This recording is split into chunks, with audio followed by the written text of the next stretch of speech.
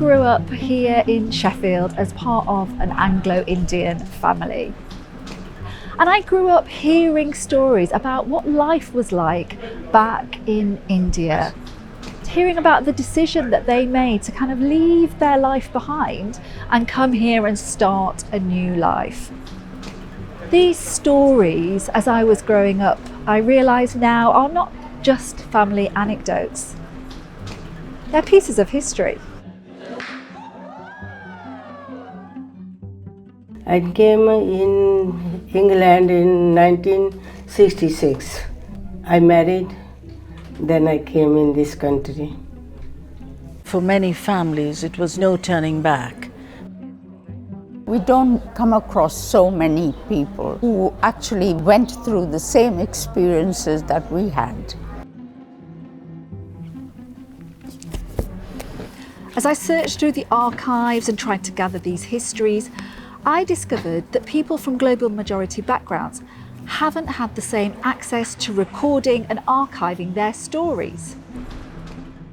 The way that history has traditionally been recorded is usually people who are well off and well educated, or who would be deemed important enough to be recorded. So we're only getting a real narrow cross-section of society in terms of the way that history has been recorded in the past. The UK is meant to be that multicultural space, and if people don't express themselves, there's a danger that some cultures or some voices become more dominant and speak for the people that become silenced. Most of the women, the South Asian women, they didn't have any voice. The rich, diverse narratives of mid-20th century South Asian migration to the UK were at risk of being lost forever. So that's why we had to act. Roots to Roots, a South Asian heritage project, was born. Hello everybody, I'm Suzanne Gorman, I'm the Artistic Director of Maya Productions. Hello, Hello everybody. This is an ambitious project, working in 3 cities over 3 years with 3 different community groups. We work in Bradford, where we are today, Croydon and Sheffield, with South Asian communities to capture, curate and archive their stories so that we can create a permanent record of cultural heritage.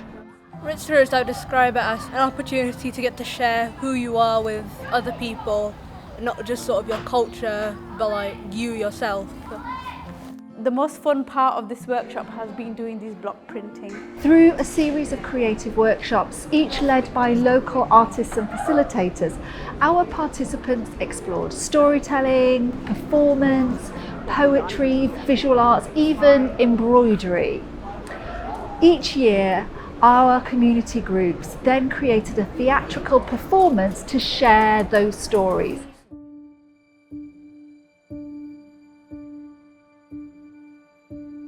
Our homes were the sky, they were the sea, they were everything that represented a land that was free.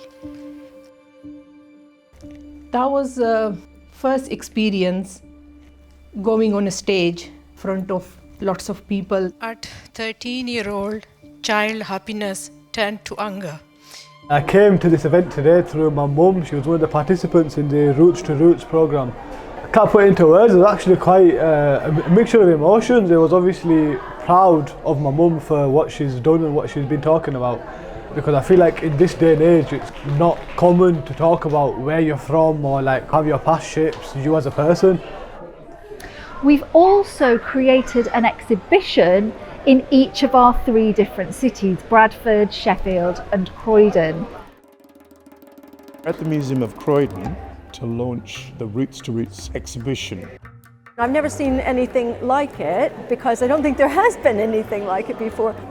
What was wonderful was seeing the ladies who I've seen pictures of actually talk about their lives and give us some insight into what their life was like.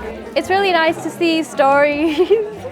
It's nice nice to see South Asian stories. Yeah. I think it's so important to talk about migration, specifically in public places, because we're seeing an uprise in people demonizing migration. We are discriminated against a lot and underrepresented as well. So I feel like we need to get our voices heard. And this is my story.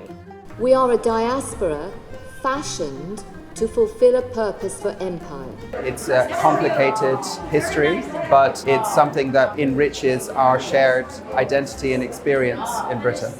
By bringing everyone together and having these stories told again, it kind of reaffirms your identity, it reaffirms your sense of belonging. What I found surprising was the similarities between my West Indian and the South Asian community, how similar they are.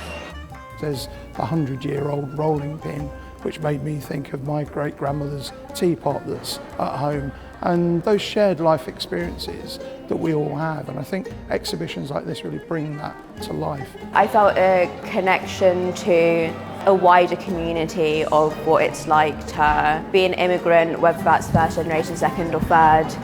So we're just outside the Millennium Galleries today. The event taking place is a celebration of the Roots to Roots project. Over here we've got our portrait. Being able to share my heritage and culture was really nice. It's important that people in Britain know these stories and enjoy the diversity that they have around them, you know, because it's really rather special. And reflecting back, I realised that actually that had quite an impact on me. It's interesting, you know, what's happened over the last 40, 50 years. Coming here to do the project, has that changed you in any way? I think build me more confidence to talk out. It is true, you have to open your heart and just say it.